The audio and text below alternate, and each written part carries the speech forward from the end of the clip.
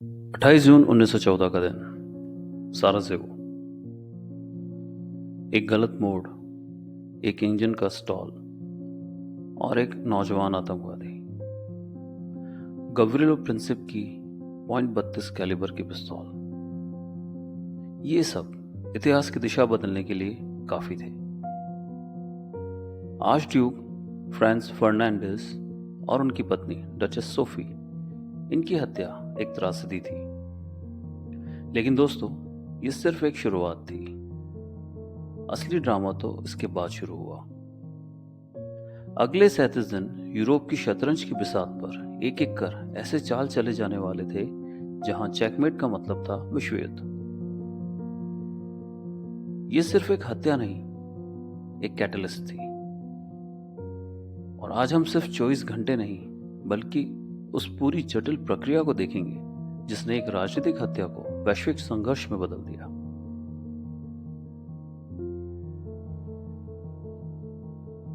इनकी हत्या की खबर वियना पहुंचती है। बूढ़े सम्राट फ्रांस जोसेफ के लिए यह एक निजी त्रासदी थी, लेकिन उनके सैन्य अभिजात वर्ग के लिए, खासकर जनरल कॉनरेड वॉन हॉट्जेनडॉर्फ, उनके लिए एक बहाना था जिसका वो सालों से इंतजार कर रहे थे। हॉट्जेनडॉर्फ लंबे समय से सर्बिया के बढ़ते राष्ट्रवाद को कुचलने के लिए निवारक युद्ध की वकालत कर रहे थे। सर्बिया उनकी नजर में ऑस्ट्रिया हंगरी के दक्षिणी स्लाव प्रांतों के लिए एक जहरीला खतरा था। हत्या ने उन्हें उस युद्ध का कारण दे दिया था जिसे कासुस बेली भी कहा जाता है। लेकिन एक बड़ा सवाल था, रूस।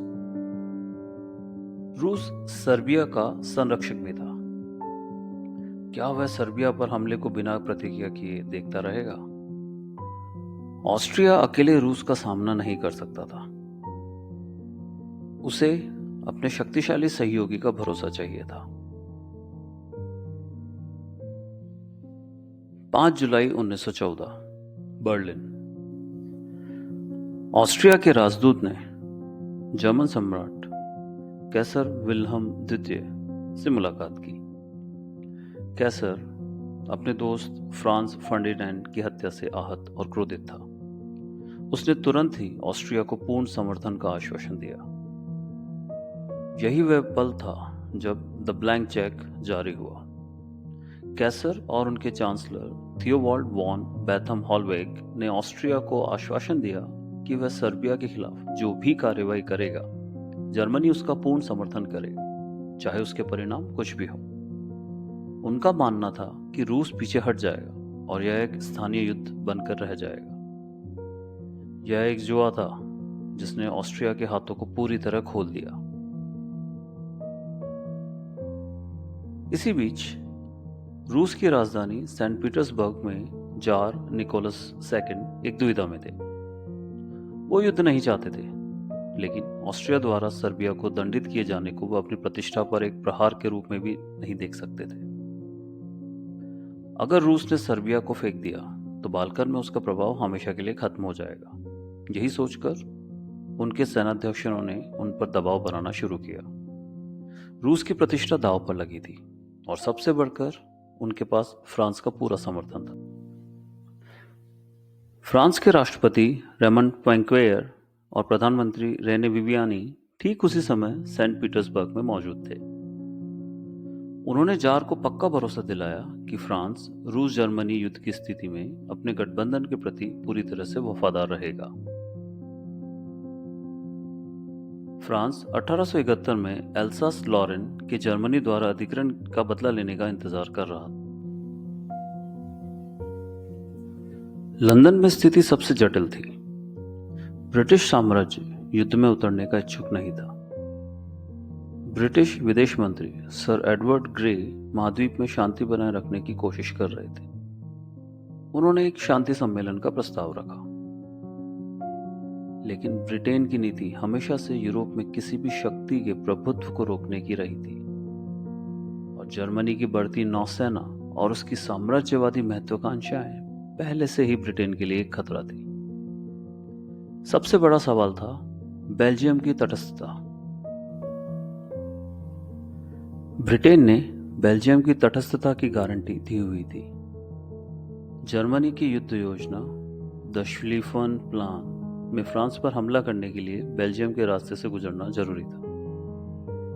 अगर जर्मनी ने बेल्जियम पर हमला किया तो ब्रिटेन के लिए युद्ध में शामिल होना लगभग अनिवार्य हो जाएगा।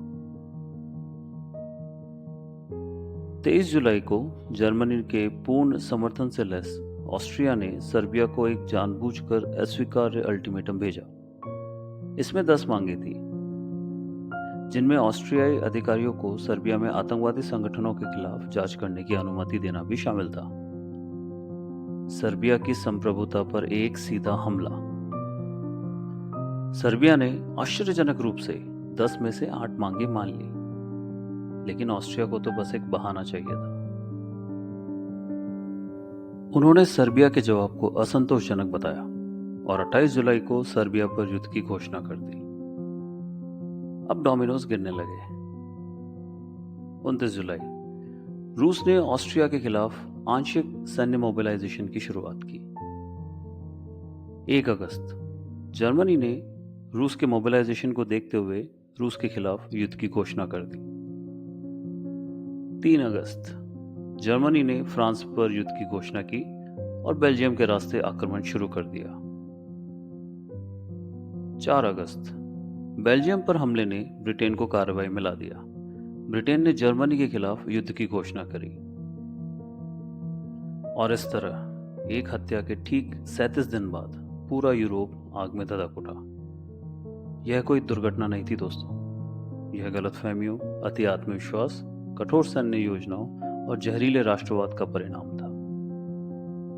साराजेवो में गिरी गोलियां वह चिंगारी थी, लेकिन यूरोप पहले से ही नेशनलिज्म, मिलिट्रिज्म और इंपीरियलिज्म के बने बारूद के ढेर पर बैठा था। हर देश का नेता यह सोचकर चाल चल रहा था कि वो युद्ध को सीमित रख सकते हैं, लेकिन वो इस जाल में फंस चुके थे जिसे द कल्ट ऑफ ऑफेंसिव कहा जाता है। यह विश्वास कि हमले की पहल ही जीत दिलाती है। उन्होंने शतरंज की बिसात पर चालें चली, लेकिन महसूस नहीं किया कि बिसात ही विस्फोटक थी, और जब पहला विस्फोट हुआ तो कोई भी सुरक्षित नहीं रहा। तो दोस्तों, इस जटिल इतिहास के और भी रहस्य जानने के लिए हमारे चैनल को सब्सक्राइब जरूर करें और कमेंट में अपने विचार जरूर लिखें। Thank you.